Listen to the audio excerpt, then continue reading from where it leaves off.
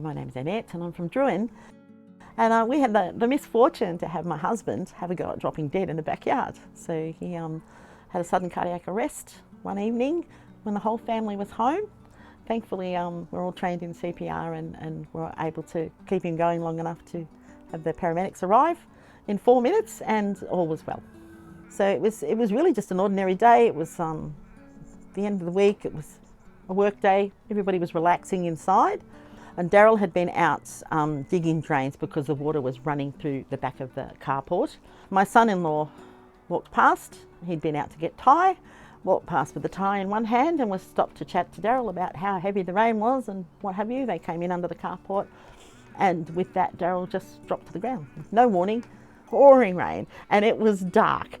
And this is where I think Pulsatile would be fantastic, because we had a tough time working out what was going on.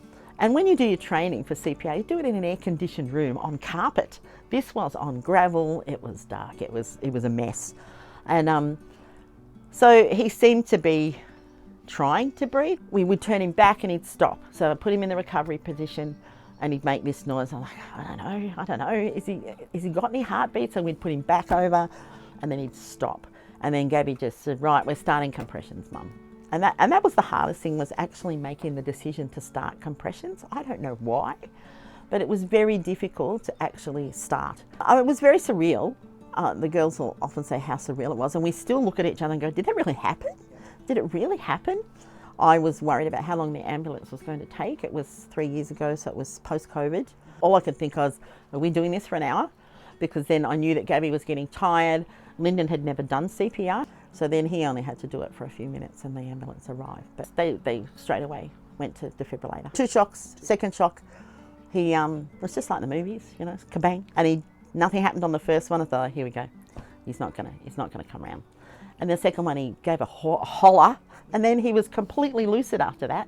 I think the beauty of having something like the tile would be that it takes away that decision making. The very hardest part of all of this process was making the decision and working out what was going on. And if the outcome had been different, if we'd had a poor outcome, if we had lost Daryl, it would have been much easier, I think, to know that we'd done everything we could and the tile took the load of what was going on. I'm Alicia King, founder and CEO of Pulsatile Innovations, and I've also been an ambulance paramedic for over 11 years. I came up with Pulsatile, which is an invention to improve the rescue experience.